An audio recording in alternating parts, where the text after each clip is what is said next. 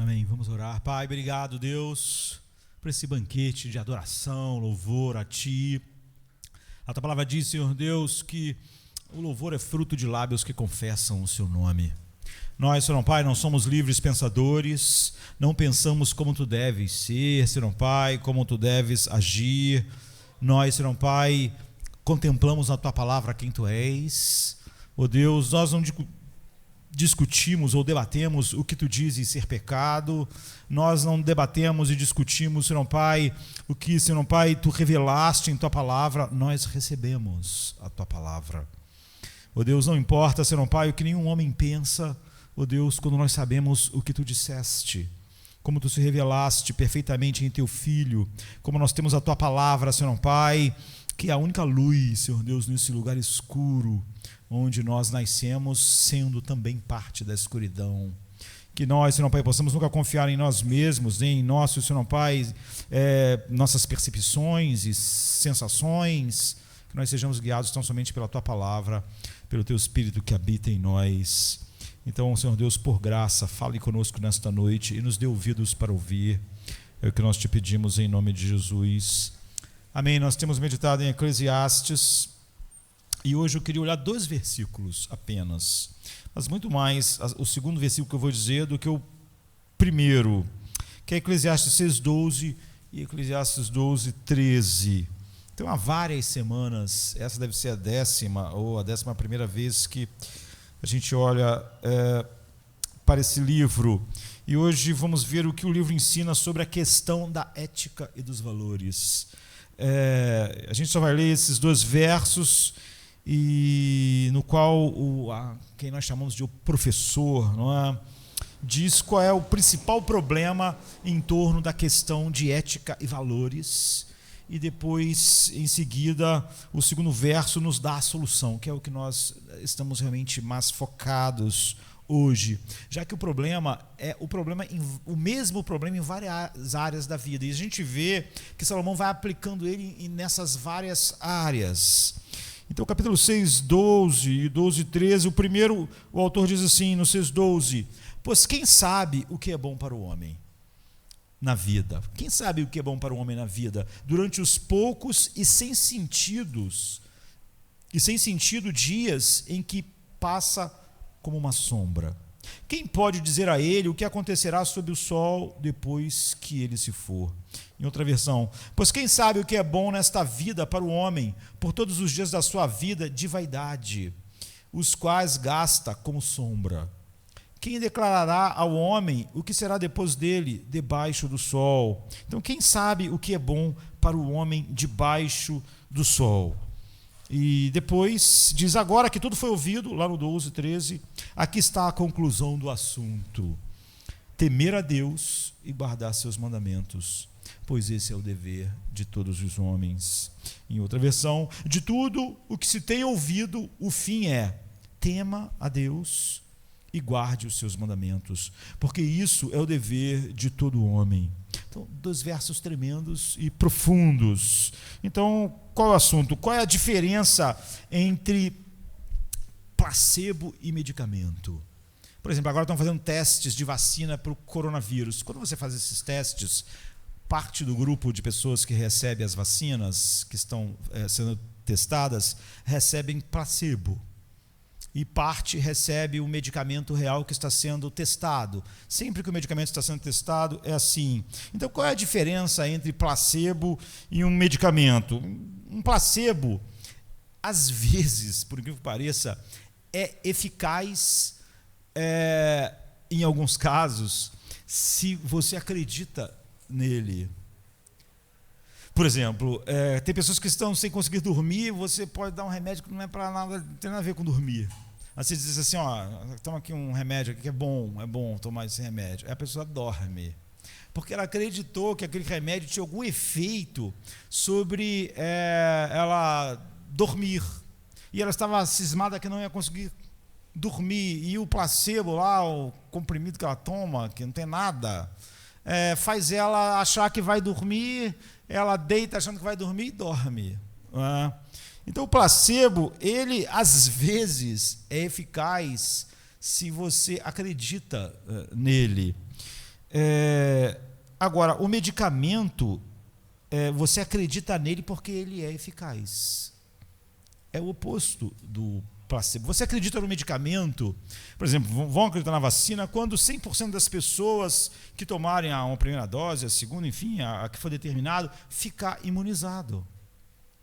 Você só vai acreditar naquilo se aquilo produz um efeito real. Não tem nada a ver com você crer. Então o placebo não tem nenhum poder real sobre o universo físico.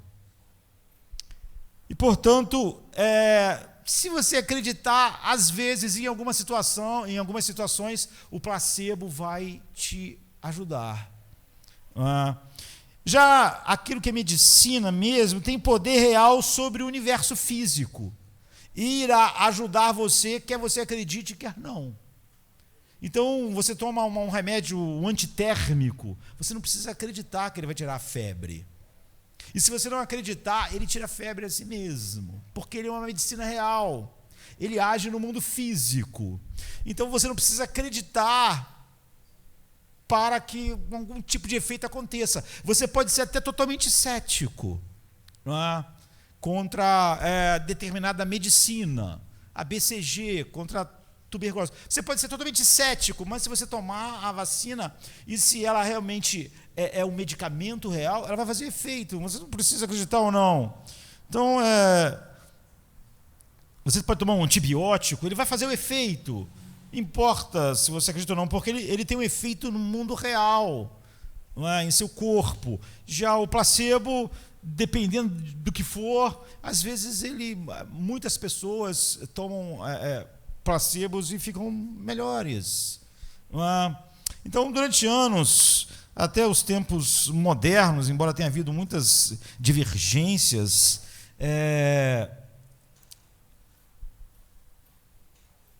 havia um consenso no mundo, e todas as pessoas acreditavam que havia tanto um reino espiritual quanto um reino físico.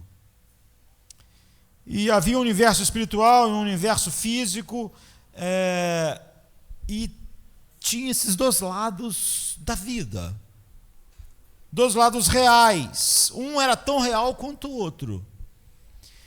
Portanto, sobre esse entendimento que perdurou durante tanto tempo, todas as pessoas acreditavam, embora diferissem no que acreditavam,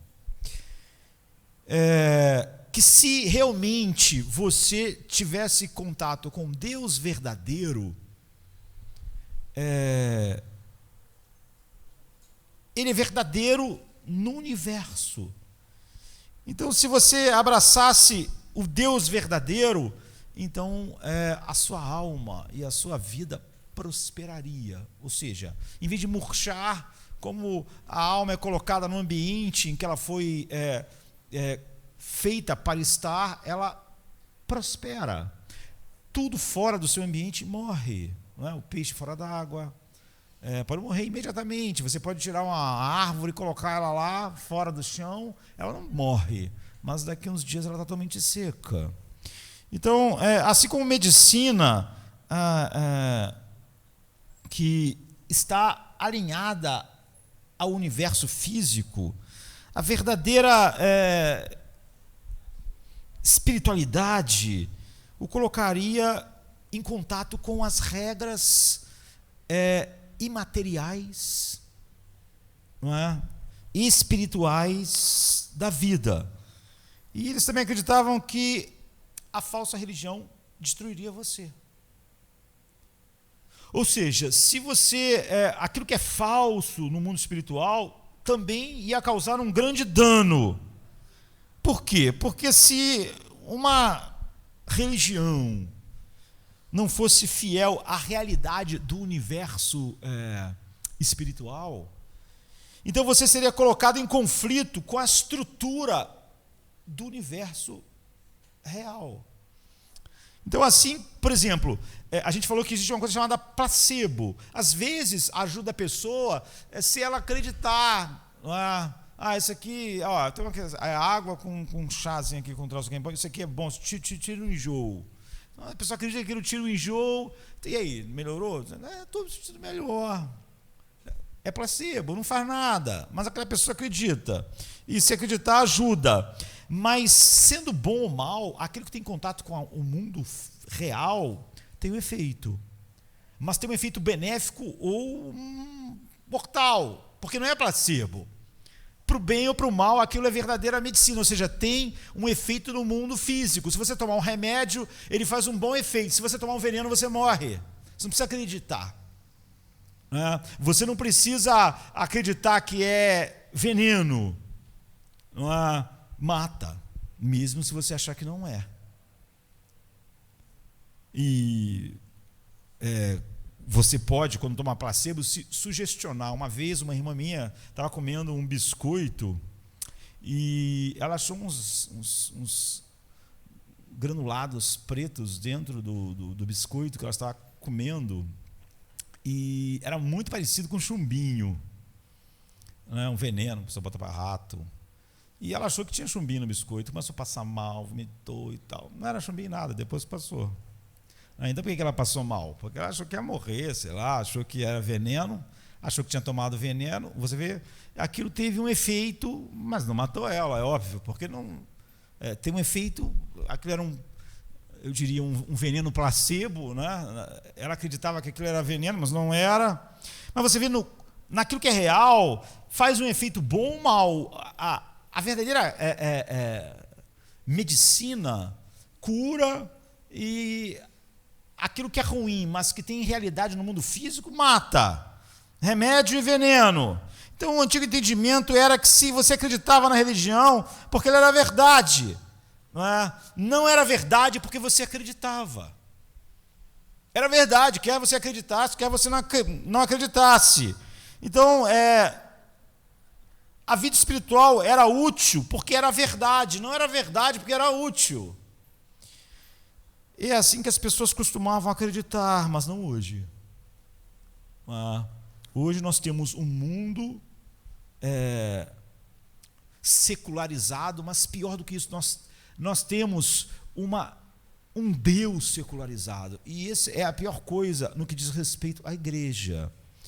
Então, no mundo ocidental, 98% das pessoas acreditam em Deus. Não é incrível? Não tem quase ateus. Você até perguntaria, então, por que o humanismo secular domina as mentes da maneira que domina? Porque, na verdade, o que as pessoas chamam de Deus é uma coisa secularizada. Deus é placebo para as pessoas. E Deus é placebo para muitas pessoas que estão nas igrejas. Para grande parte das pessoas que dizem serem cristãs. Então, eu gostaria de mostrar a você agora que elas acreditam em um Deus de uma maneira completamente, radicalmente diferente daquilo que eu estava descrevendo. 98% das pessoas hoje no Ocidente acreditam em Deus. Nós temos acesso a um monte de pesquisas, e as pessoas que acreditam em Deus, ao mesmo tempo, acreditam que é extremamente tacanho dizer isso aqui é verdade. Ou essa religião é a verdade, todo o resto é mentira, é falso. E como você está em contato com o mundo espiritual, é real, isso te mata ou isso te dá vida. Como é aquilo que é real no mundo físico. Então essas mesmas pessoas acham tacanho da nossa parte dizer que se você tem que acreditar aqui, nesta verdade, e não no amontoado de coisas que são contraditórias. E a grande maioria das pessoas diz que é tremendamente tacanho dizer isso, e a grande maioria das pessoas acredita que qualquer religiosidade ou espiritualidade irá ajudar você, contanto que você acredite. Se você acredita assim, é bom para você, isso é bom. Isso parece ser muito aberto.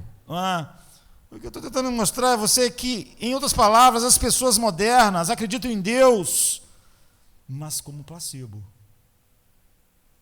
Elas dizem, se isso faz bem a você, se isso vai fazer você se sentir melhor, isso está te ajudando, assim, a resolver os problemas internos, está ajudando você nos relacionamentos, então é bom. para você. Agora, se aquela outra coisa lá está ajudando aquela pessoa, também é bom para ela. É bom. Então, contanto que você acredite e te faça bem, e isso é uma posição ridícula, porque seria ridículo tu dizer isso para alguém naquilo que você realmente acredita. Ser real. Você não diria para alguém assim, olha, qualquer substância química que você ingerir, seu corpo ficará bem se você acreditar. Ou você acha que, chá de boldo mata o coronavírus? Então bebe, pô. Vai matar. Se você acredita. Você não vai achar, esse cara é maluco. Porque para você o coronavírus é real. Então ele precisa de um remédio real. Porque se eu acreditar, não vai funcionar. Ninguém vai dizer, se isso aí ajuda você, toma isso, ou toma aquilo. Você está com câncer. Se você acha, por exemplo, Steve Jobs tinha acesso a todos os tratamentos mais incríveis de câncer, por ser um homem dos mais ricos do mundo. E ele tinha um câncer que, hoje em dia, na maioria das vezes, não mata. É extremamente tratável. Mas Steve Jobs, ele sempre achava que tinha umas ideias no mundo da tecnologia que não tinha nenhuma relação, que ele não pensava igual todo mundo, ele tinha sempre uma saída diferente. E ele achou que isso também ia resolver no mundo da biologia.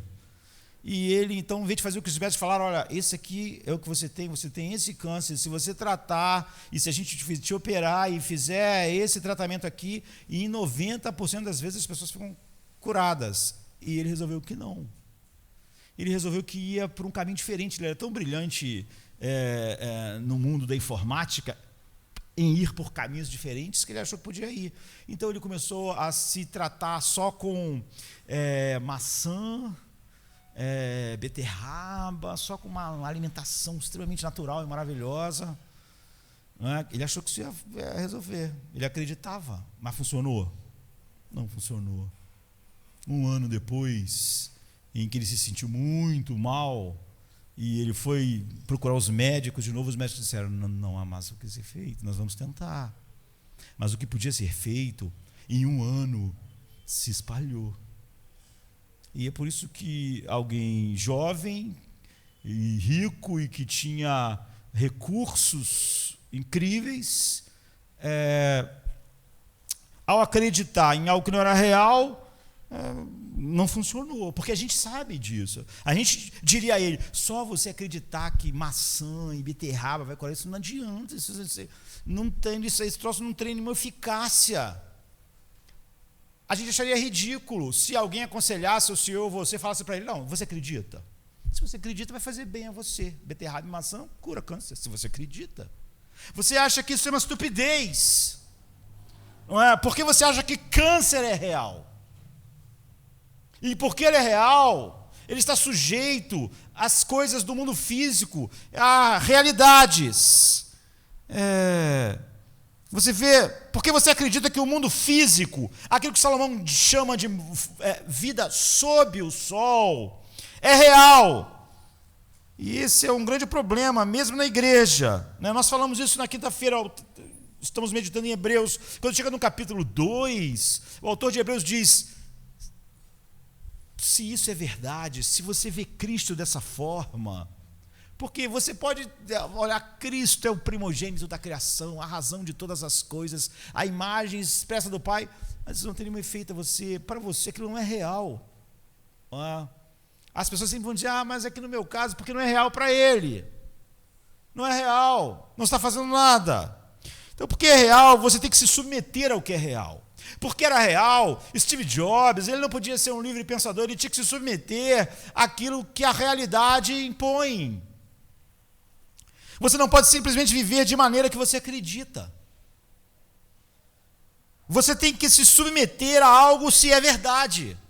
A verdade é que você está com câncer. A verdade é que os tratamentos que nós conhecemos é operar e depois usarmos essas drogas aqui para fazer uma quimioterapia, para tentar matar todo esse câncer. Essa é a realidade. E se você não for por esse caminho, por mais que você acredite em outro, não vai funcionar.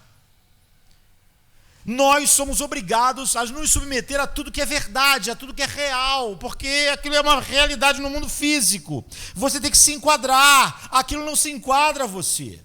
Eu quero tratar isso com antiácido, mas antiácido não vai resolver. Mas eu acredito, não importa. Você tem que se submeter, isso é verdade. E a verdade você não debate, você ou se submete à verdade do mundo físico. É por isso que crianças caem de prédios e morrem. A criança não pensou nada, não pensou que era perigoso, não pensou que ia morrer. Você não precisa acreditar na lei da física para ela funcionar. Você pode não acreditar. Você pode acreditar que vai voar, ou que vai cair e não vai se machucar, mas não importa. Esse é o mundo real. E esse mundo real tem verdades físicas. E essas verdades físicas, se forem desrespeitadas, elas causam um efeito. Então, se você acredita que todas as religiões são relativas, o que o mundo está realmente dizendo, esse mundo que 98% diz que acredita em Deus, eu não acredito que Deus seja real. Eu só acredito que ele é um placebo. E se você acredita e isso faz bem para você, está tudo bem. Eu acredito na vida debaixo do sol.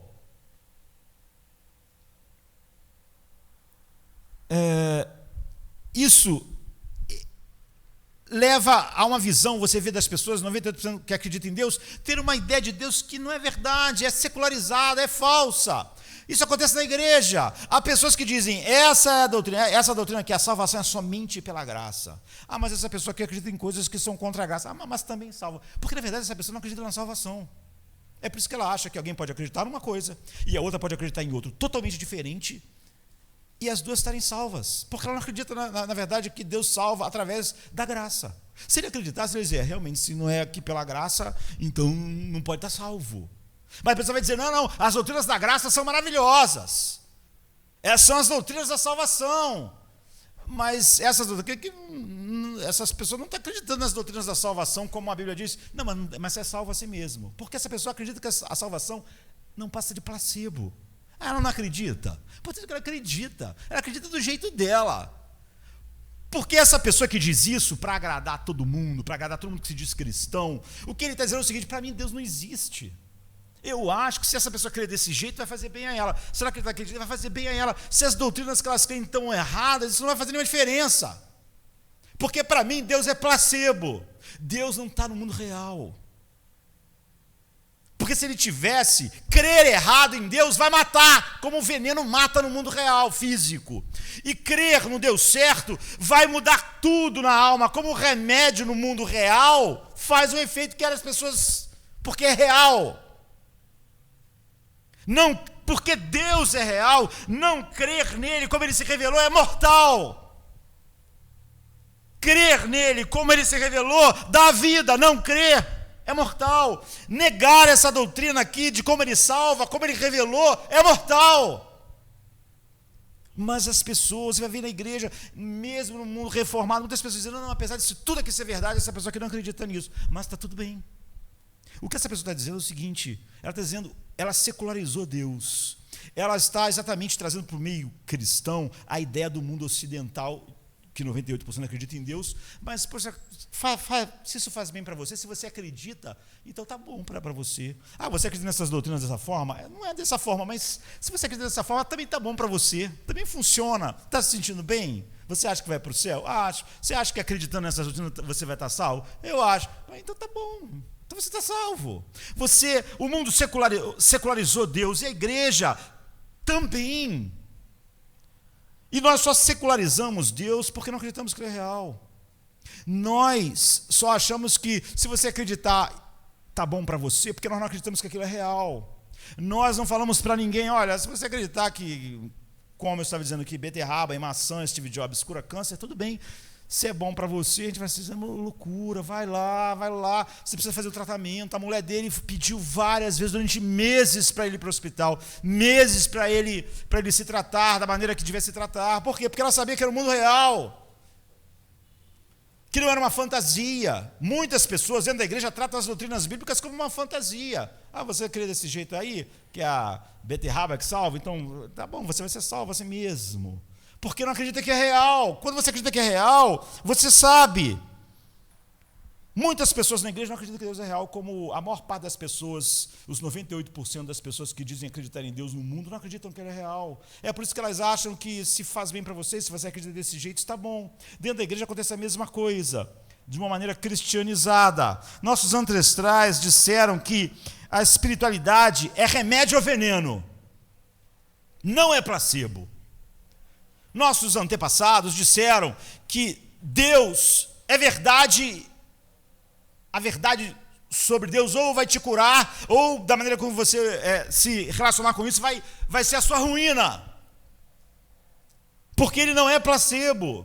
Você não pode acreditar de um jeito, aquele lá acreditar de outro, aquele de outro, e vai fazer se faz bem para você. Então, o que era central era que isso devia ser crido, porque é a verdade. Não é verdade porque você crê. Eu estava conversando com a minha esposa, as pessoas estavam discutindo lá sobre aborto. Essas discussões são totalmente inúteis. Cristão não discute sobre o que Deus diz. Quando Deus diz que algo é pecado, não adianta você trazer 1000 argumentos humanistas. Os teus argumentos. Deus diz que algo é pecado, não há exceções. Nós não debatemos o que Deus diz ser pecado. Quando Deus diz que algo é pecado, quer você sinta-se bem com isso ou não. Você se sente mal com o inferno, o problema é seu. O inferno é real. E o seu debate, ou você acreditar em como ele é e como ele é, não faz diferença nenhuma. Como você acreditar no câncer ou não faz diferença nenhuma, porque é real. Coisas reais não passam a existir de determinada forma pelo jeito que eu penso. Eu me submeto à realidade. As coisas reais. As pessoas modernas dizem, veja, uma religião é boa se te ajudar, e aquela outra religião é boa se ajudar aquele, porque ela na verdade não acredita, ela é uma pessoa totalmente secular, ela não acredita, então aquilo é placebo para ela. Para a maioria dos cristãos dentro da igreja, essa verdade da cultura ocidental é verdade. Para eles todas as doutrinas são placebo, as doutrinas não estão fazendo nada, não é através da palavra de Deus, da verdade, que Deus nos santifica. Você acredita nessa doutrina desse jeito? Então tá bom para você. Você acredita dessa outra forma? Então tá bom para você. Porque para essa pessoa não é real. Se fosse real, eles diriam, isso é loucura. Desse jeito, não. Beterraba não cura câncer. Ou é pela graça ou não é. Ou é o evangelho, como está aqui, ou então seja anátema. Porque para Paulo era real. Vocês esvaziaram a cruz de Cristo. E a cruz de Cristo não é uma coisa que está na nossa mente, que a gente pode definir de um jeito, vocês definem outro aí na igreja dos Gálatas, os filipenses pensam de outra forma, e lá os coríntios de outra. Não, se vocês pensarem dessa forma, vocês estão fora do evangelho. Você vê, para Paulo, a cruz era real. Para muitos cristãos hoje não é. Então, em outras palavras, essa relação é verdadeira, e esse é que era a realidade no passado. Em outras palavras, o universo espiritual, para a maioria das pessoas, realmente não existe. Quando nós pensamos no humanismo secular, tudo que o humanismo secular diz, ele parte desse princípio. Para o humanismo secular, a alma nada mais é do que as reações químicas. E como isso tudo foi processado no mundo físico. Como, então, alguém que acredita numa definição totalmente diferente, não é? No mundo espiritual, se submeteria a algo que nega totalmente isso. Mas é o que acontece. Em outras palavras, as pessoas modernas, elas são secularizadas. E a palavra secular ou secularismo vem de uma palavra latina, seculum, que significa agora, um pedaço de tempo. É o tempoísmo, o agoraísmo, é a compreensão desta vida sob o sol. É exatamente sobre o que Salomão diz o tempo todo. É essa natureza, essa história, este mundo, esta vida. Isso é real.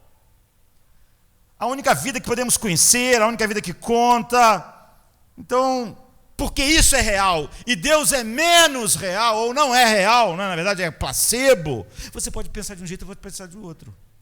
Não me importa, se você acredita em Deus assim, assim. E dentro da igreja acontece a mesma coisa, porque nós secularizamos Deus. Se você acredita em Deus dessa forma, tudo bem. Mas você vê, não é assim que muitos cristãos acreditaram no coronavírus. Eles ficaram com medo. Eles fizeram todas as coisas que estavam mandando fazer, e mesmo quando as coisas que eles diziam não parecia ter nenhuma lógica. Eles falaram, não use máscaras. Máscaras não é para usar, não faz nenhum sentido. Aí passava um mês, usa máscara. As pessoas usavam. Mas assim, você não falou que antes não era para usar? Não, mas agora é para usar. Eu estou achando contraditório.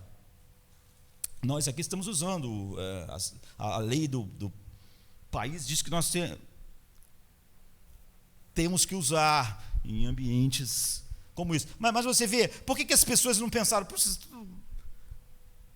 tanto que você acredita, as pessoas não pensaram assim, porque para elas, apesar de elas nunca terem visto o vírus, elas acreditam, está no mundo real, para elas.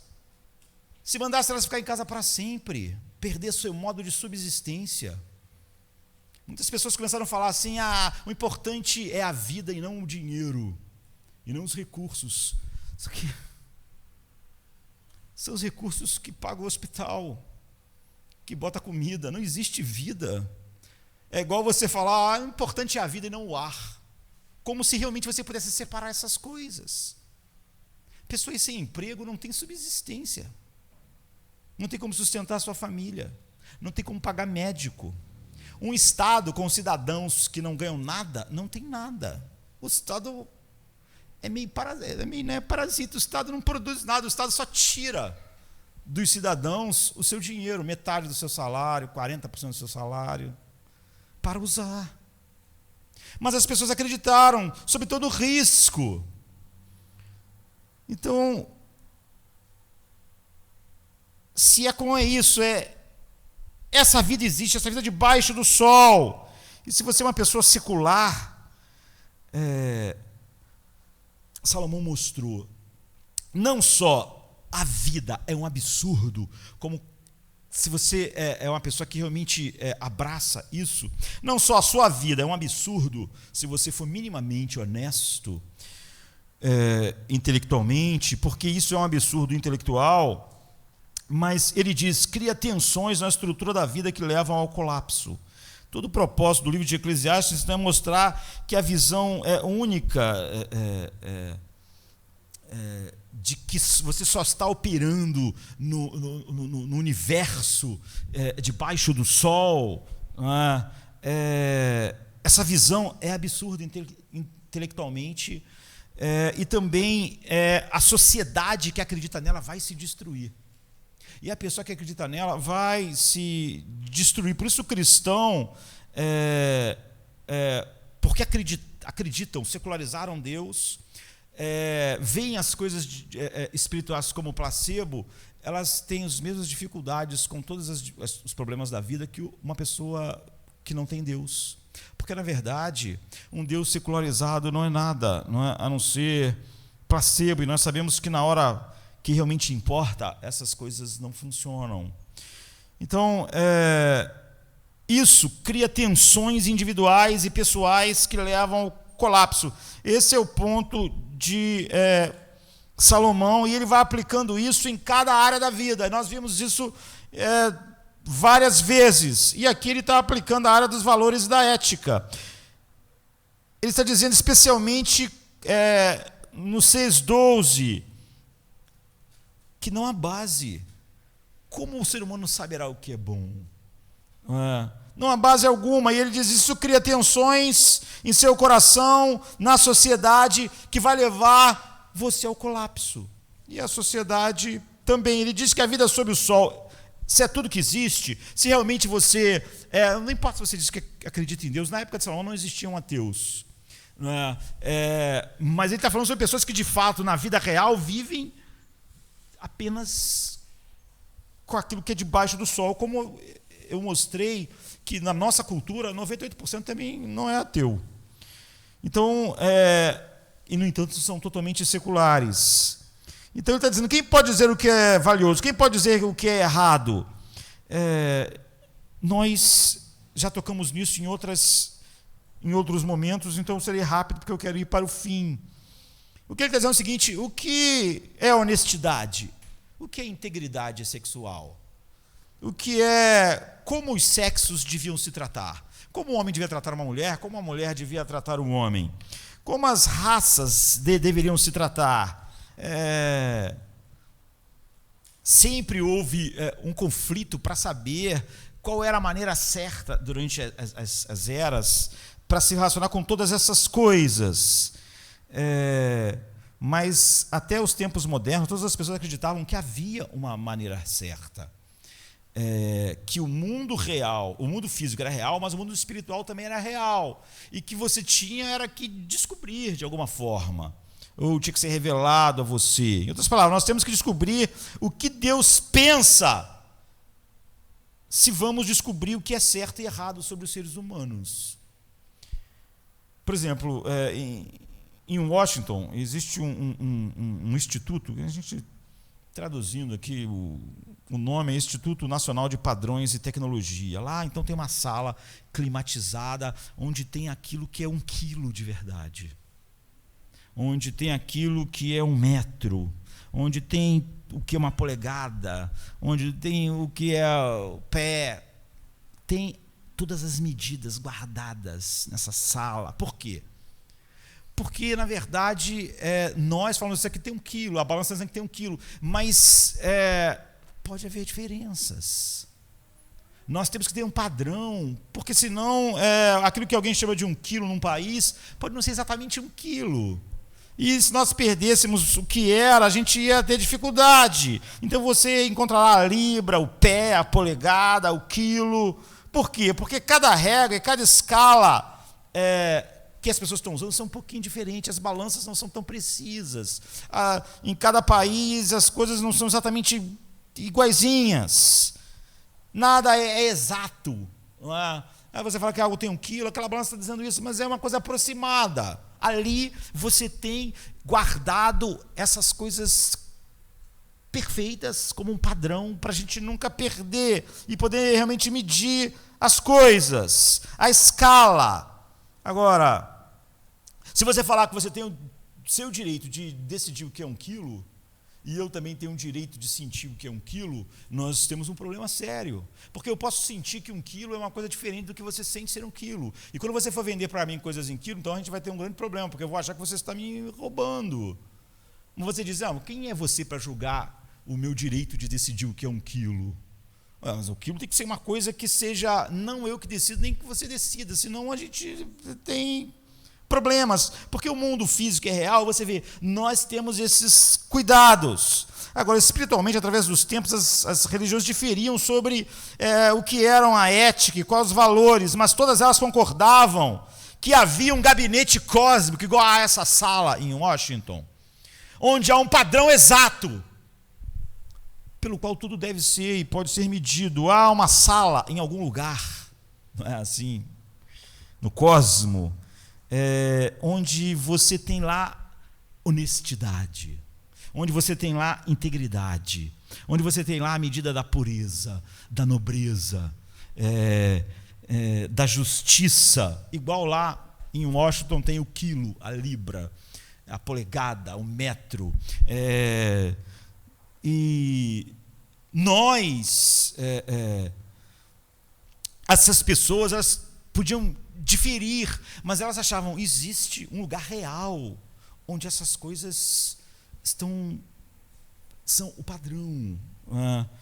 E todos eles entenderam isso e também entenderam que se não houvesse um mundo eterno, se não houvesse valores absolutos que estivessem acima da história e fora do tempo, então seria ridículo imaginar que você pudesse falar sobre valores.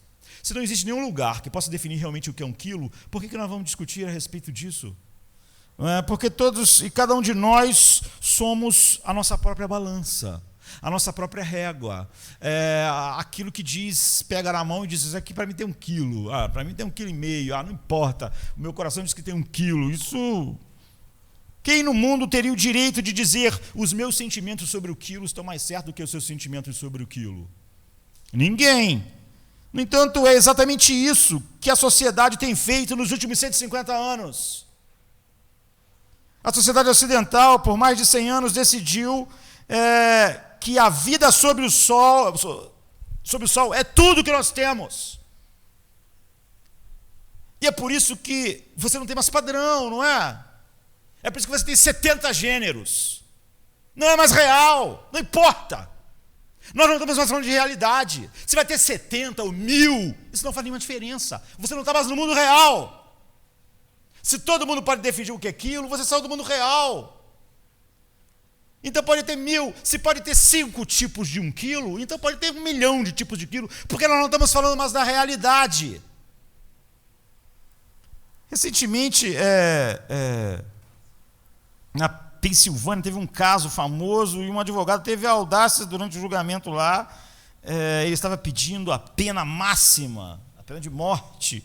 Ele apelou para a Bíblia e o juiz, eu estava vendo um programa, ele foi severamente disciplinado pelo juiz por usar a Bíblia e usar Deus. Você vê, o juiz está dizendo, não me venha com um padrão, nós vivemos um mundo secular. É por isso que Deus está fora da escola, Deus está fora até da igreja. Quando você diz, essa doutrina está certa, essa aqui está dizendo o contrário, mas está certa também, você tirou Deus da igreja. O padrão somos nós. Você achou que essa doutrina está certa, ela está certa. Você achou que essa está certa, está certa. Deus foi tirado, não foi só da escola, não foi só da sociedade, não foi só sobre a definição de gênero, o padrão real. Não, ele foi tirado das doutrinas bíblicas. As pessoas debatem. Era como se houvesse um grande debate para eu falar a minha sensação sobre o que é 1 quilo e você sobre o que é 1 quilo. Quem olhasse de longe ia pensar, esses caras são malucos. 1 quilo é 1 quilo. Não se discute sobre esse tipo de coisa, só quando você acha que aquilo não é real.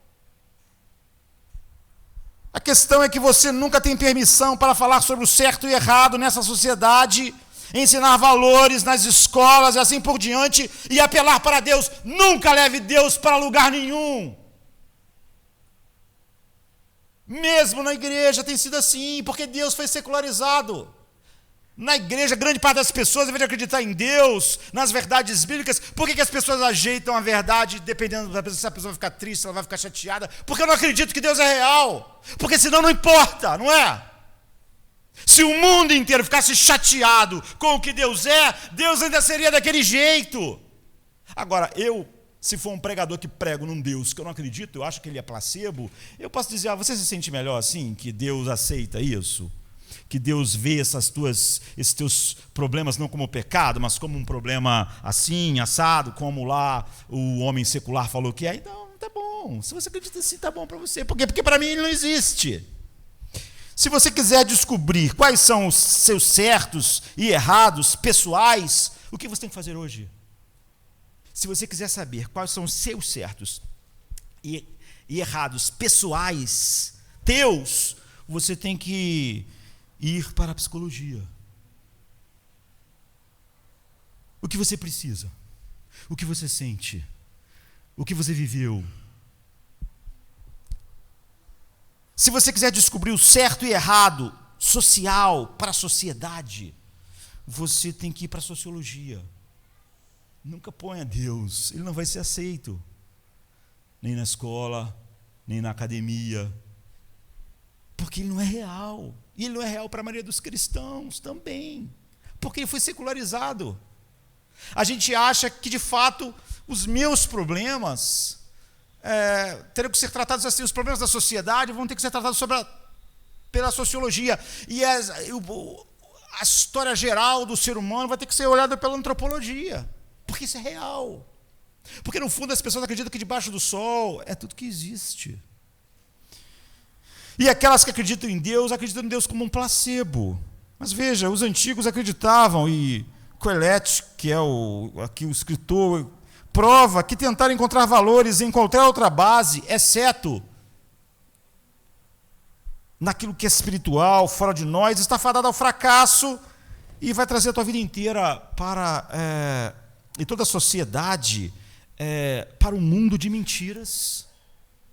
E você vai se destruir. E você sabe, as pesquisas estão mostrando sem dúvida que as pessoas mentem mais do que nunca.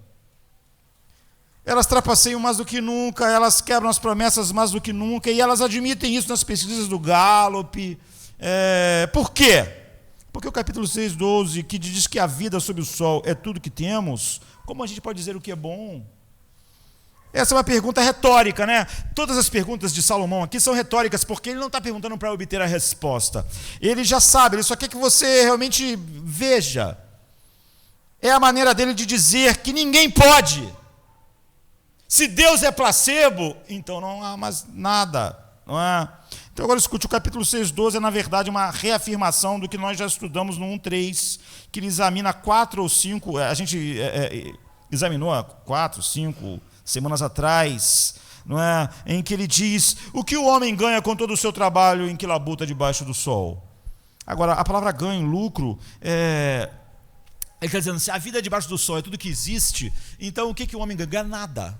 No final de tudo ele morre, e no final de tudo a sua estrela, a estrela a qual o nosso Sol, a nossa Terra orbita, morre também, tudo morre, tudo é esquecido no universo vazio, então a vida de ninguém importa para nada. E o que ele está dizendo é que se essa vida é assim, se você é secular, se Deus é placebo, e se você teve uma origem insignificante, foi o que a gente viu, você tem que admitir que o seu final é insignificante e que durante a sua vida tudo é insignificante. Você é insignificante, sua vida não significa nada. E toda a civilização irá desaparecer, e todo o nosso sistema. Isso significa que o homem cujo propósito na vida é viver uma vida de nobreza e o outro que quer viver uma vida de violência, é a mesma coisa. Não há nenhuma sala onde está igual lá, o padrão do quilo, o padrão, não existe essa sala, não existe. Então o que Coelete diz é que no final, se a vida é tudo que existe, se você é uma pessoa secular, ou se você acredita num Deus secularizado, então em ambos os casos, os propósitos de vida são totalmente, dão no mesmo lugar, o resultado final é o mesmo. E se você não tem nenhum propósito, então não há nada que você possa fazer durante a existência que te dê propósito. Então no 6:12 ele está realmente fazendo a mesma pergunta, só que ele agora, em vez de falar sobre a vida do trabalho, como eu disse, ele aplica a mesma coisa ao casamento, ao trabalho, enfim, a todas as partes da vida do homem, e mostra como o secularismo leva, não só é absurdo intelectualmente, mas como leva ao colapso pessoal e ao colapso da sociedade. O que ele está dizendo é que se essa vida sob o sol é tudo que existe, então você não tem nenhum propósito e também não tem nenhum valor. E quem vai te dizer para você isso? Ninguém. O argumento é que se sua vida não tem propósito, então ela não tem valor, porque uma coisa que não tem propósito não pode ter valor. Você não pode ser o que o mundo ocidental é hoje e querer dizer que o ser humano tem algum tipo de valor. E nós olhamos isso repetidas vezes à medida que ele vai aplicando a várias partes da nossa vida. Eu vi uma vez um documentário com Tony Coppolo, que é um sociólogo cristão, mas tudo que ele fala enfim, não é nada, mas ele foi conselheiro de Bill Clinton. Mas nesse trecho foi interessante. Ele estava numa palestra numa universidade em Washington, na época da guerra do Vietnã, então tinha o palestrante, tinha o microfone aberto para as pessoas fazerem as suas perguntas e colocar as suas ideias, enfim. E disse que as pessoas foram lá, depois que o palestrante falou, na época da guerra do Vietnã, as pessoas iam lá e falavam algo e faziam uma pergunta, e uma pessoa levantou e foi lá e disse assim: quantos de vocês aqui na universidade, acreditam em Deus? E que disse que a resposta para todo mundo foi: o que isso tem a ver com o que nós estamos discutindo? Sente-se, saia daí. E ele disse: não, ainda não, deixe-me te contar algo. Se você não acredita em Deus, então realmente todo esse debate aqui não faz nenhum sentido, porque você não tem aquela sala de escalas. E alguém levantou a mão e respondeu assim para ele: olha, ouça, tudo está bem desde que lhe agrade, a menos que machuque outra pessoa. Ou seja, tudo está certo se faz bem para você e não machuca outra pessoa. E ele perguntou assim: não, aí temos um problema intelectual final. Por que não pode machucar outra pessoa? Quem disse que não pode? Por que eu posso fazer tudo que me agrada contanto que não machuque? Que regra é essa? Por que machucar outra pessoa é errado? Quando você tirou as escalas, machucar outra pessoa está incluído. Não é certo nem errado. Cada um acha o que é. Eu posso fazer o que eu quiser, mesmo que machuque todo mundo. Se eu quero jogar bombas no Vietnã que queimam aldeias inteiras, mas isso é o que eu quero fazer. Se isso machuca pessoas, é um problema. Você não pode dizer que não existe nenhum padrão de regras e me trazer um teu. Quem vai definir o que é certo e errado? Como eu posso fazer tudo o que eu quero, a não ser que machuque pessoas? Esse a não ser que machuque pessoas me parece uma regra que você está impondo, como se tivesse de algum lugar que não é o seu coração. Se você secularizou a vida, você tem que admitir que eu posso fazer tudo o que eu quiser, mesmo que machuque as pessoas. Então, ele disse, você não pode extrair o imperativo do indicativo. E era verdade, você vê, as pessoas não estão mais operando intelectualmente, honestamente, e com integridade. E porque eu quero ter uma vida sexual sem regras, eu digo que não existe regras nenhuma, que não existe nenhum lugar onde há um padrão para a sexualidade, mas então não há lugar que é um padrão para nada. Mas todos nós, quando ele disse isso, essas pessoas lá naquele lugar, elas foram levadas para Romanos 1, porque Romanos 1 descreve exatamente isso que Salomão está dizendo, porque Deus diz assim, porque tendo conhecido Deus como Deus, eles abafaram a verdade, porque o homem, na verdade, ele nega a Deus, ou seculariza a Deus, faz de Deus um placebo, mas ele sabe que algumas coisas estão erradas, ele sabe que destruir vilas inteiras com uma bomba não pode estar certo. Ele sabe, é isso que Romanos está dizendo, o homem sabe que há certos, que há imperativos, ele não gosta dos imperativos que o contraria, então ele nega, mas ele não pode mais viver, porque é impossível viver como se Deus não estivesse lá, eles tinham que viver como se houvesse um certo e errado, todo mundo tem que viver assim, ninguém pode viver como se não houvesse certo e errado, é impossível. É por isso que eu já disse que uma certa vez perguntaram a Spru, né, que morreu há pouco tempo, o cara disse assim, eu não consigo convencer meu irmão de jeito nenhum que existe certo e errado, o que eu devo fazer? Spru, um grande teólogo, o que eu devo fazer para ele acreditar que há certo e errado? E o Spru falou, rouba a carteira dele, não é? Pega o dinheiro dele, gasta o dinheiro dele todo, e você vai mostrar para ele que existe certo e errado, logo ele vai se convencer. Ele pensou que ia encontrar de Spru um grande argumento teológico, né? Spru falou assim, pega o dinheiro dele e gasta tudo, e tu vai ver que rapidinho ele vai dizer que está errado. É fácil, não é difícil convencer. Então você pode atribuir tudo a hormônios, traumas, mas você não acredita nisso, né? Quando o teu marido, a tua esposa te traem, você não diz, coitado, os hormônios dele dominaram ele. Você diz, está errado, está errado. A gente hoje usa tudo para desculpar, mas quando alguém mata alguém que nós amamos, nós não falamos, mas essa pessoa passou por muitos traumas, essa pessoa, não, essa pessoa é responsável, é culpada, nós sabemos que é. E essa é a única explicação para o motivo pelo qual as pessoas que acreditam que somos acidentes podem acreditar ainda que isso está errado, aquilo está errado, é porque Romanos 1 é verdade. O homem, tendo conhecido Deus como Deus, ele tenta obscurecer essa verdade, mas ele não pode viver sem ela. É por isso que, por fim, todas essas coisas, a sua própria consciência será o seu grande acusador naquele dia. Então essa é a razão pela qual o escritor colocou dessa forma. Nossa sociedade moderna está em uma situação terrível. Com uma simplicidade medonha, nós removemos o órgão e exigimos a função. Ou seja, você arranca o rim e quer continuar tendo o que o rim faz. Você arranca o fígado e é o que a sociedade fez. Você tirou aquilo que dá os padrões. Você tirou, mas você exige que as pessoas ainda vivam por padrões. Então ele diz: com uma simplicidade medonha, removemos o órgão e exigimos a função. Nós rimos da honra e ficamos chocados ao encontrar traidores, corruptos e tal em nosso meio. Nós castramos e nós falamos para o castrado: seja frutífero.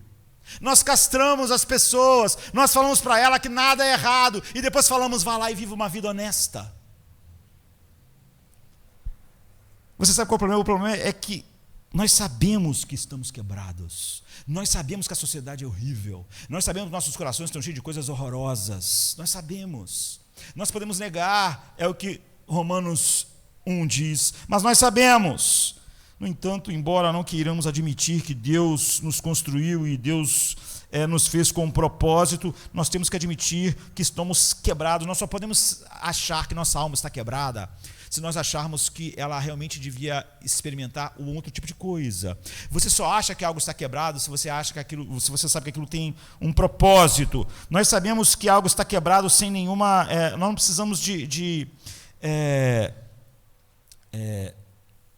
nenhuma regra para saber que alguma coisa está errada. Nós sabemos que estamos quebrados e sabemos que a nossa sociedade está quebrada.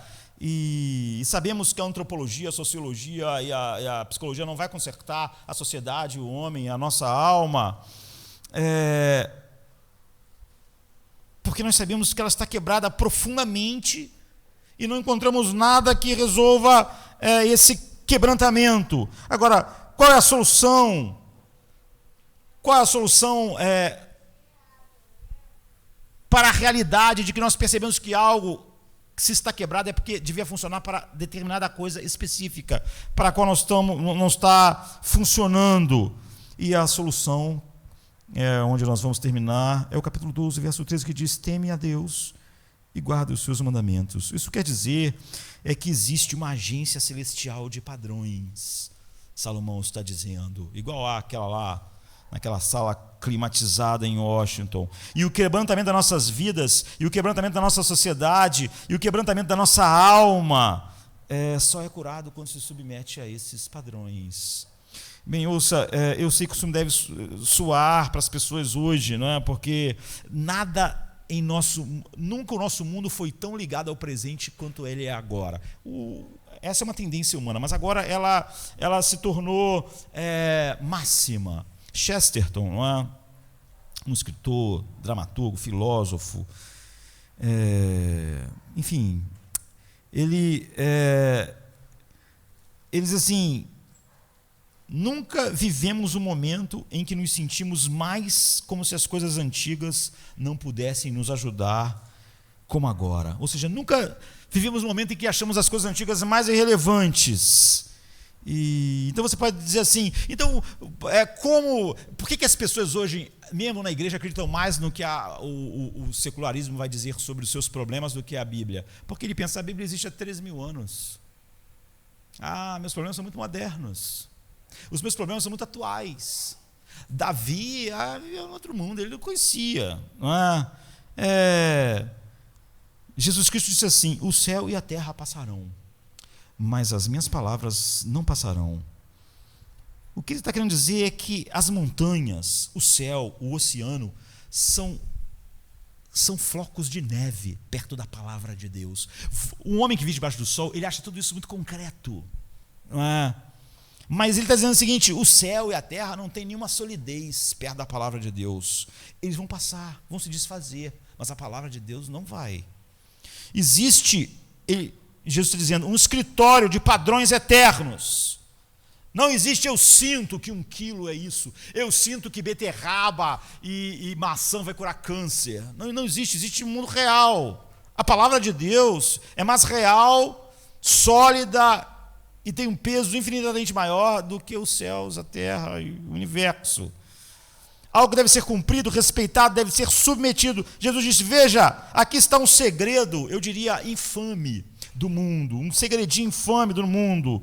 São as pessoas que chegam ao topo, as pessoas que chegam ao pináculo do poder para descobrir que as suas almas estão tão quebradas quanto estavam antes. O livro de Eclesiastes é escrito por um homem que subiu tanto, que quando Jesus foi falar sobre glória humana, ele disse, nem Salomão em toda a sua glória. Porque mesmo Jesus, quando foi dar um exemplo de um homem que teve glória, pensou num homem diferente de Salomão. Esse homem que está dizendo que tudo isso leva a esse lugar. Então, se isso é verdade, você ter, não você ter um bom nome agora, mas se teu nome amanhã for dado a uma grande universidade, a uma grande instituição de tão importante que você foi, ou se você tiver o privilégio, todo dia eu estava vendo que a DOCA, para determinado iate lá numa área de Miami, era $500 mil por ano, só para tu deixar o barco. Então, você pode achar que isso, que esse tipo de coisa, que pagar $500 mil por ano só para vaga, para estacionar o seu barco, não vai curar os problemas da alma do ser humano. Se for verdade que ter sido aclamado pela crítica mundial como o maior dramaturgo da história, se for verdade, mas nós sabemos que a miséria nesses lugares que supostamente seriam elevados é enorme. A depressão, o horror, o suicídio. Nada. Agora, quando você pensa que nenhuma dessas coisas preencheu a alma dessas pessoas, você pensa, que tamanho é a alma do homem? O que preenche ela? O que satisfaz? A alma é tão grande, bem, então o que poderia preencher essa alma? Ele diz, a lei de Deus, o mandamento de Deus, a integridade, a pureza, o amor, a compaixão, a justiça dos mandamentos de Deus são como o aço sobre o qual uma vida é construída para suportar todas as coisas. Alguém diz, bem, olha, isso é muito inspirador, falar nisso, num ambiente igual ao nosso, com uma música, e tudo parece entusiasmador, mas deixe-me descobrir o que você realmente está dizendo. Eu estou uma bagunça, a sociedade onde eu vivo é uma bagunça, a minha alma é uma bagunça, e nós temos que obedecer esses mandamentos, e então tudo ficará bem. Não é tão simples, não é? É muito maior do que isso, porque, na verdade, alguns de vocês vão pensar, houve momentos na minha vida em que eu tentei muito obedecer o que Deus disse, a lei de Deus e os 10 mandamentos, e tudo que isso fez foi fazer eu me sentir um fracasso total. Pois bem, tudo que isso me fez foi eu me sentir pior, menor, mais sujo. Na verdade, eu precisava fugir disso tudo para me sentir livre. Basicamente, essa é a definição do homem em Romanos 1 e também a definição do que a nossa sociedade secular é. Então, eu admito que a pessoa vai dizer, eu me sinto meio culpado de algumas maneiras. E também admito que realmente eu penso em Deus como um placebo, em que cada um pode pensar no que ele quiser, porque não é muito real para mim. Se eu vou voltar para a lei de Deus, tudo que vai acontecer, pastor, eu vou ser esmagado. É por isso que as pessoas se voltam, não para a palavra de Deus, mas se voltam para outras coisas, achando que vão encontrar realmente ajuda.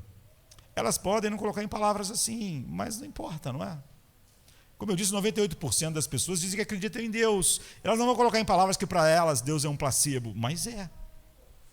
Então, se você foi esmagado, se sua vida não foi curada pelo que ele está dizendo aqui, pela obediência aos mandamentos de Deus, é porque você realmente não entendeu o que ele está dizendo.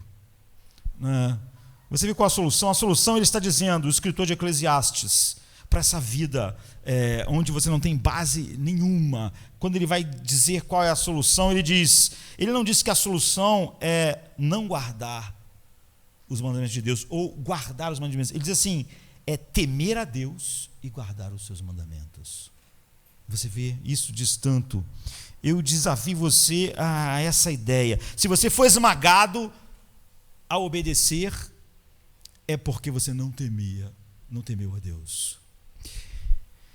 Você apenas tentou guardar os mandamentos de Deus. Você tem que guardar seus mandamentos por temer a Deus.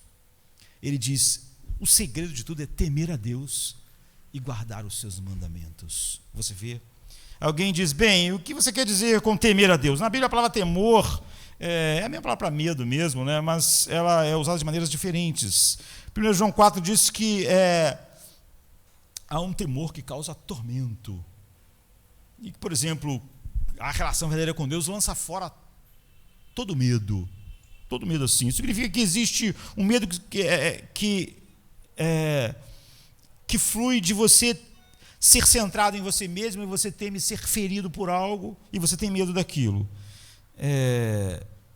Isso é egocêntrico, né? Você vê que é um temor que eu estou pensando em mim e nas consequências daquilo que vai acontecer comigo, por isso eu estou com medo. Esse tipo de temor e medo é totalmente auto-absorvido, não é? É absorvido em si mesmo, e está totalmente envolvido em si mesmo, estar congelado na autoconsciência e pensar no que é bom para você e o que não é bom para você. Mesmo quando você está pensando em Deus, você só consegue pensar em você mesmo. Isso é o que é o medo de ser ferido, mas há outro tipo de temor, que é o que ele está falando. O temor de Deus na Bíblia é algo completamente diferente, é quase o oposto. Nós sabemos que é algo que só Deus mesmo pode fazer num coração ao regenerá-lo. Em Provérbios 28:14 está escrito: feliz é o homem que sempre teme a Deus. Agora, como assim? Como vai ser feliz alguém que teme? Não é? Nos parece que o temor e a felicidade não podiam já junto. A Bíblia diz assim: quando mais você temer a Deus, mais feliz você será, em Provérbios 18. No Salmo 130 diz: tu perdoaste os meus pecados, por isso eu te temo. Não é estranho? Eu temo a ti, contigo está o perdão, para que nós tenhamos temor de ti. Então, agora, se isso soa estranho para você, se parece ilógico para você, é porque você não entende o temor de Deus. E ao não entender o temor de Deus, você não entende como Deus realmente cura as nossas almas e nos leva cada dia mais para o lugar onde nós refletimos toda a beleza e gozo daquilo que Cristo é para nós. E é por isso que as coisas de Deus, mesmo para as pessoas que dizem que acreditam nas doutrinas da graça, ou são esmagadoras, ou não tem nenhum efeito. Quando a Bíblia fala sobre o temor de Deus, isso significa um estado interior, uma condição interior de espanto, de admiração. Os anjos, eles se cobrem, eles são cheios de temor, os serafins, os querubins, mas eles não estão com medo de ser feridos.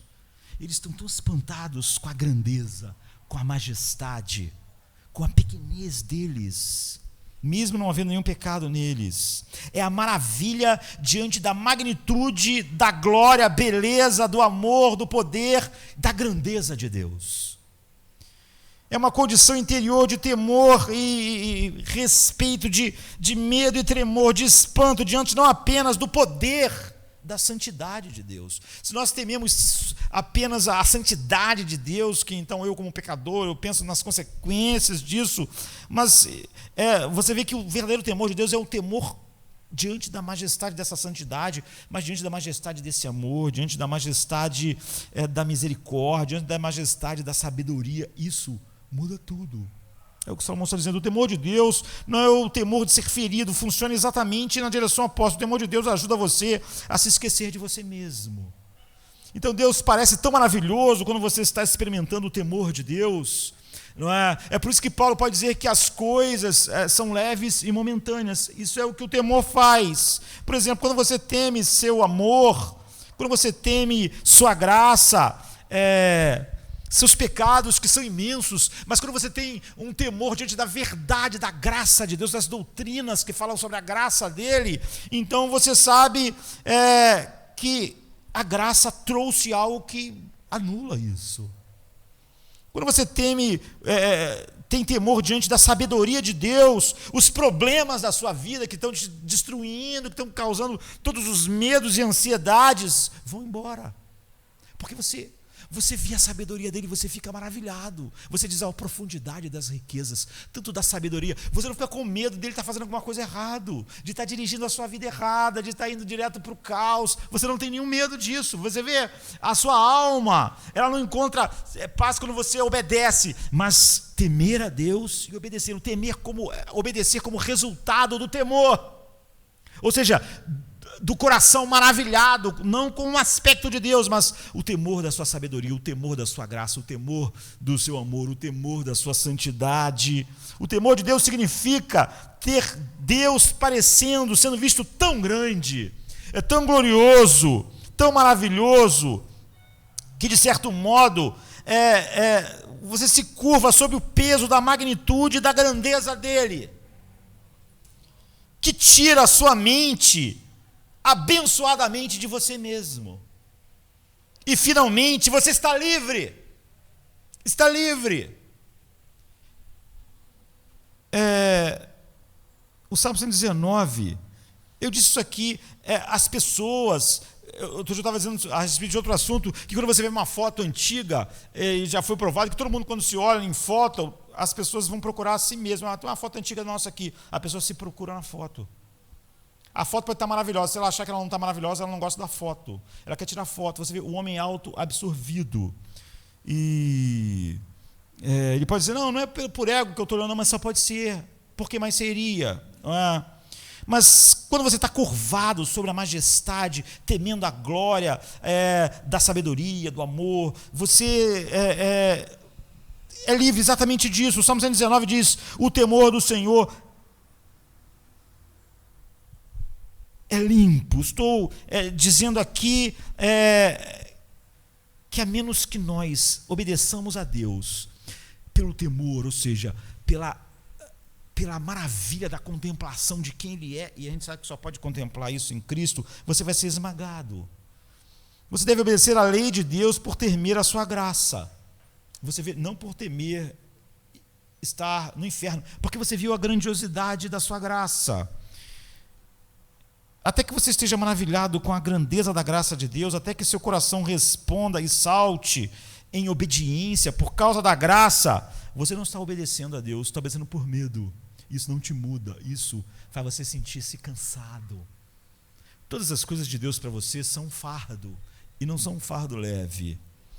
Você deve preencher sua mente com a grandeza da graça de Deus até que o seu coração salte em obediência. É por isso que Paulo diz isso, meu coração está constrangido pelo amor, então eu vou viver para Ele. Você vê, o que está impulsionando Paulo à obediência é o temor diante do amor. Então os 10 mandamentos não foram dados no Egito, eles foram dados no Monte Sinai, quando Deus já tinha salvado o povo.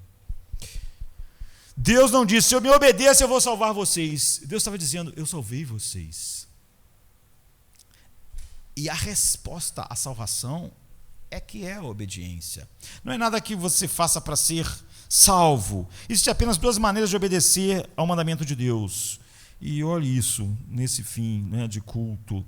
Qual desses é você? Toda a sua vida, sua saúde mental, seu destino eterno depende da compreensão dessa distinção. Existem apenas 2 maneiras de obedecer à lei de Deus. Você pode dizer, eu vou obedecer à lei de Deus para que Deus me aceite, para que Deus conserte as coisas. Ou você pode dizer, eu vou obedecer a Deus porque, por meio de Jesus e do que Ele fez, Ele me aceitou plenamente. Em um caso, você vai obedecer a Deus para ser seu próprio Salvador. Você quer obedecer a Ele para você se salvar, para você consertar a sua vida. No outro caso, você obedece à lei de Deus, ou obedece a Deus para conhecer, agradar e desfrutar quem Ele é em Cristo. Então, esses 2 motivos diferentes, um é o medo de ser ferido, o outro é o temor da graça, do caráter, da bondade, da beleza de Deus. Tentar obedecer ao mesmo conjunto de coisas, por essas 2 razões diferentes, mudam tudo, e dão resultados diferentes. É por isso que tem pessoas que dizem, eu conheço as verdades, mas eu sou igual ao mundo, eu não tenho recursos. Lógico que não, não é? Se você obedecer a Deus, não por temor da sua graça, mas pelo desejo de se salvar, ou ser aceitável, ou, enfim, algo centrado em você, você vai se tornar uma pessoa presunçosa, arrogante, ou, finalmente, esmagada. Você vai se juntar durante um período da sua vida aos fundamentalistas anônimos, não é? E no outro vai se juntar aos depressivos anônimos. Você vai estar sempre num lugar ou no outro. O quebrantamento do que estamos falando vai se curar gradualmente, mas realmente é o que acontece, de um grau de glória para outro grau de glória. O nosso homem interior novo vai crescendo, mas se a sua aceitação é a base para a obediência, então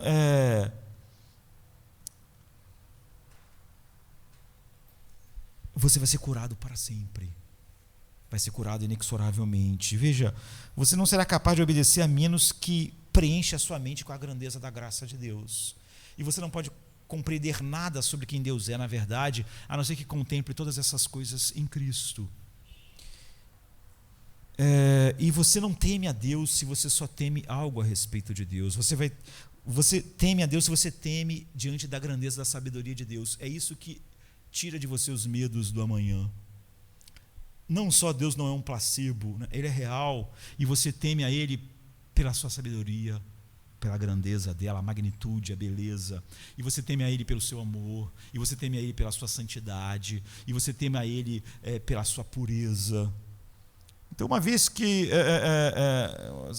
eu estava fazendo uma viagem no interior do Brasil, e eu estava num avião que não é os aviões normalmente que a gente voa, um avião a hélice, ele voa mais baixo do que normalmente os outros aviões. Eu estava olhando para uma estrada secundária, assim, da janela do avião, e eu vi um carro sobre uma montanha atrás de um caminhão, né?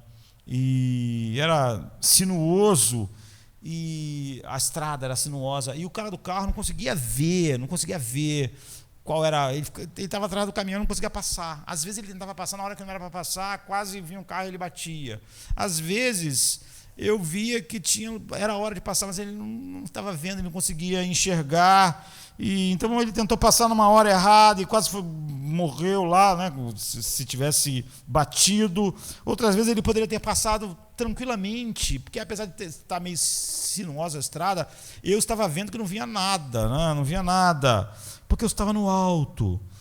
Eu, ali no avião, de certa forma, eu tinha a sabedoria do alto, que o cara do carro atrás do caminhão não tinha. Eu estava vendo as coisas, eu podia ver a imagem completa, toda a estrada, até ela sumir. E se eu pudesse me comunicar com ele, e eu podia dizer-lhe como ele se comportar, podia dizer a ele: ultrapassa agora não, agora você pode ir tranquilo. Veja, quando você ouve os helicópteros no meio do trânsito das nossas grandes cidades, você faz o quê? Você ouve o helicóptero, ele diz: o túnel Rebouças está congestionado, não vá para lá. Você pensa: mas eu acredito que ele está bom. Você não faz isso, você sabe, o cara do helicóptero tem sabedoria do alto, ele está vendo o que eu não estou vendo. E agora, quando você olha para a lei de Deus, ela diz coisas sobre você ser verdadeiro, ela diz coisas sobre, olha, o sexo vai desumanizar você e vai fazer você desumanizar outras pessoas se você não usar ele conforme a sabedoria do alto. Ele dirá que você sempre deve perdoar, e ele dirá que você não deve gastar, pensar no dinheiro simplesmente em termos de você mesmo e da sua própria vida. E você olha para tudo isso, e qualquer pessoa da nossa cultura olha para isso e diz: é ridículo, o que Deus diz é impraticável, e você vai fazer isso e não será capaz de obedecer, a menos que você esteja preenchido com o temor da sabedoria do alto de Deus. Você sabe, você está admirado, você está maravilhado com a sabedoria dele. Você teme a sabedoria dele. E por causa desse temor é que você obedece. Deus está num helicóptero infinito. Ele está vendo todas as coisas, no início, no fim. E se você tentar ir sozinho, decidir o que é certo e errado, é como tentar passar sem ouvir o helicóptero. E ele tem sabedoria do alto, e o temor dessa sabedoria, e o temor da sua graça, e o temor da sua grandeza, é banhado com o temor do seu amor, é que te leva à obediência. A menos que esteja surgindo tua obediência disso, você vai encontrar a sua vida sem sentido, mesmo que você não seja ateu. Porque se você não se deleita e não tem um temor verdadeiro sobre a sabedoria de Deus, Deus é um placebo para você. Você pode falar muito nele, mas é óbvio que você nunca viu a sabedoria dele como ela é de verdade, você não está maravilhado. Obedecê-la, você vai se sentir tentado a ir pelos seus instintos, ou seguir a mente de outro ser humano. E veja, há 3 coisas que você pode fazer. Você pode obedecer a Deus sem temor, e você vai descobrir que a sua vida não tem sentido, você vai ser infeliz. A maioria das pessoas que obedecem a Deus, podem estar num lugar de culto como esse, são infelizes. Elas até se tornam cínicas. Elas não acreditam no que Paulo está dizendo sobre uma alegria no seu coração, porque elas não sentem isso. Elas não têm nada disso. Elas tentam obedecer, mas não há nenhum temor. E você vai descobrir que a sua vida não tem sentido. Você vai continuar com os mesmos problemas que alguém que não tem Deus supostamente tem. Porque não há sentido na sua alma. A sua alma é vazia. É por isso que a gente acredita que realmente que alguém que está cheio de admiração e glória por Deus pode viver uma vida desesperada e tirar a sua vida. Porque nós acreditamos que Deus é um placebo. Como aquela pessoa não está podendo acreditar, então não está funcionando. Ou você pode tentar não obedecer a Deus, simplesmente decidir que a vida é só sob o sol, não é? Mesmo que você diga acreditar num Deus que, enfim, e você também vai descobrir que a vida não tem sentido. E aqueles aqui que obedecem a Deus sem temor, ou tentam, de alguma forma, ajustar as coisas, porque não estão cheios de temor sobre a glória, a sabedoria, a santidade, elas vão ser tão infelizes quanto aqueles lá fora que não estão tentando nada. Ou você pode temê-lo e então se sentir compungido, como Paulo, constrangido a obedecer. E alguém pode dizer, eu fui afogado pela lei, eu fui inundado pela lei, a lei me esmagou. Isso é bom, porque o propósito da lei é ser um aio para nos levar a Cristo, onde nós temos realmente a contemplação dessas coisas que geram esse temor. A razão de Jesus querer que a lei seja o que é a expressão do que ele é.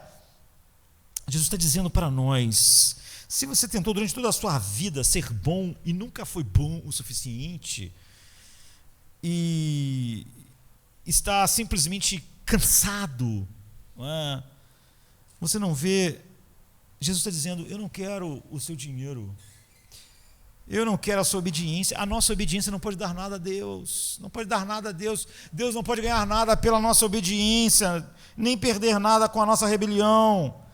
O que Deus está dizendo é o seguinte: quando eu tenho alguém, eu quero aquela pessoa.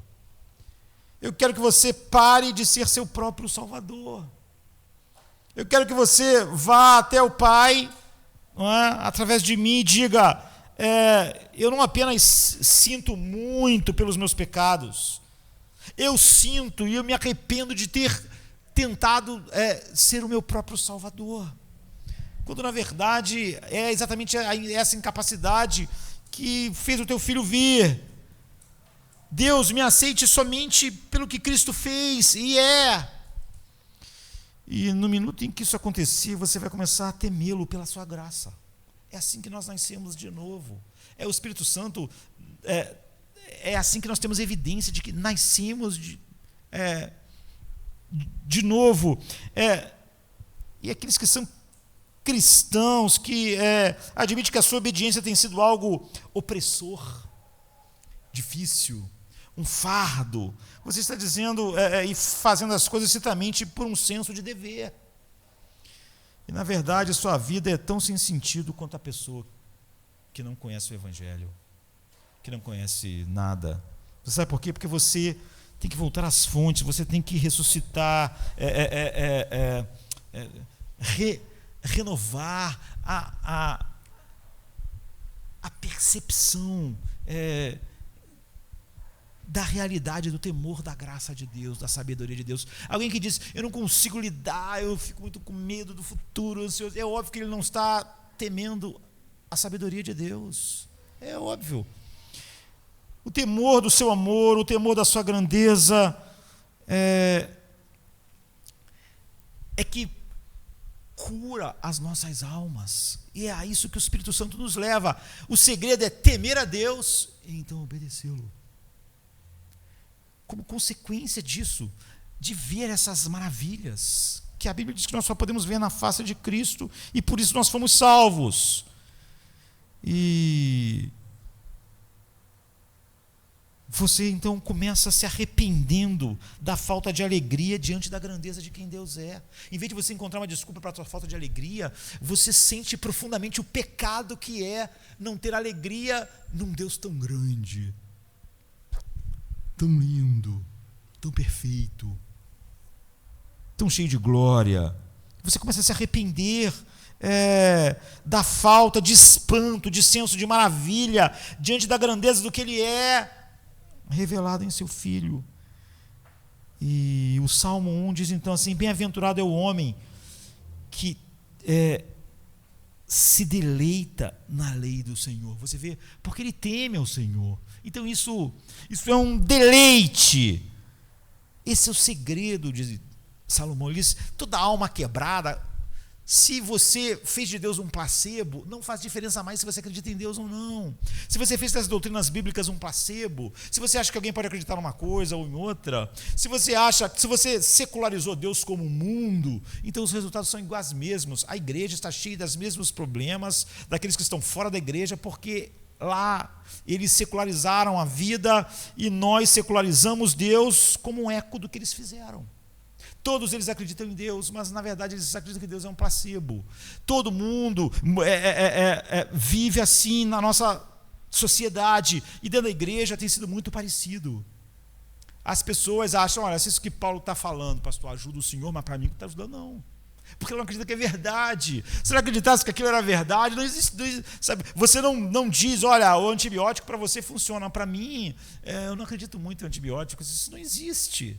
Você sabe que aquilo é real no mundo real. E quando Deus é real, antes da obediência, Ele causa um espanto, um senso de maravilha, um temor. E é esse temor que que cura, que começa que restaura a nossa alma e faz a gente falar como Davi, a lei do Senhor é perfeita e restaura a alma. Nós sabemos que as coisas estão quebradas, as pessoas não precisam dizer para nós como algo não deve ser usado simplesmente.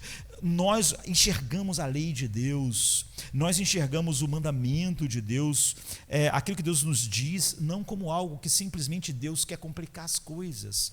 Assim que as pessoas veem às vezes que Deus fez algo e depois Ele pensa assim, agora como é que eu posso complicar tudo? Não é assim que os manuais são feitos. Alguém não faz um computador e pensa assim, agora eu vou fazer um manual para complicar tudo. Não é isso que a pessoa está fazendo. O manual pode parecer complicado para você, mas a pessoa que fez o manual não estava pensando assim, olha, isso aqui é tudo desnecessário, mas eu vou complicar as coisas. Não, é que aquilo que foi feito, se não for usado daquela forma, vai estragar. Várias vezes eu falei para os meus filhos que tinham a mania, e até hoje eu presto atenção, eles tinham mania de levantar a cadeira e ficar só com as duas pernas de trás da cadeira. Eu dizia, não faz isso, vai quebrar a cadeira. Agora, você já viu algum manual dizendo isso?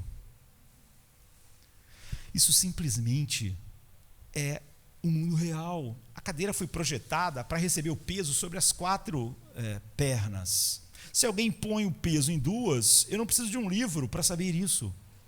Isso está em desacordo com o design daquilo, do propósito de quem fez a cadeira. Ele fez a cadeira para se apoiar em 4. Se você não faz isso, vai quebrar e você vai se machucar. O cara não vai dizer, olha, e eu não estava dizendo, ou alguém não diria, você não pode apoiar nas 2 só para complicar a vida. É porque o mundo é real. E essa cadeira foi feita com um propósito. E ela tem 4 para se apoiar. O peso deve se distribuir assim. Se você fizer desse jeito, vai quebrar. Não há nada que Deus diga para nós que seja só para complicar as coisas. Mas você não pode acreditar nisso se você não tiver temor da sabedoria de Deus. Se você tiver, você sabe. Eu não precisava ler num livro que não devia ser feito aquilo na cadeira. A maioria das coisas que você vê na vida não vai ter um livro de regras. Mas você já sabe, isso aqui não é para ser assim. Isso não vai funcionar. Isso vai estragar. Isso não pode funcionar. Então você vê, porque você tem um temor, você vê que a lei do Senhor é maravilhosa, é perfeita. Ela restaura a sua alma. Mas se você não tem esse temor, se você não tem um espanto pela sabedoria de Deus, a sua obediência só pode ser por medo ou por tentar se salvar, nunca por contemplar a salvação de Deus em seu Filho. Então sua alma vai ficar quebrada. Não importa se você passar a vida inteira no meio do Evangelho, como o mundo você secularizou Deus. Deus é um placebo. Você vai achar que para o seu irmãozinho do lado está funcionando porque ele acredita. Você vai achar que para o outro funciona porque ele acredita, porque você acredita não em Deus como medicina real, mas como um placebo. Mas quando você acredita, quando você é levado ao temor de ver que toda essa verdade da palavra de Deus é a verdade, é aquela sala em algum lugar onde estão todos os padrões, para que a nossa alma é tão grande que tudo que é colocado nela não faz nenhuma diferença no seu horror, no seu medo, na sua depressão, enfim, nos seus horrores. Você descobre que nesse lugar há a medida daquilo que enche a alma. E você vê que não é só o mundo que secularizou Deus.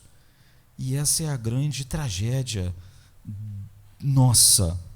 De tudo o que se tem ouvido, o fim teme a Deus. Se maravilhe com tudo que Ele é, com seu amor, com a sua bondade, com a sua sabedoria. E então, guarde os seus mandamentos, porque esse é o dever de todo homem. Vamos ficar de pé, vamos orar.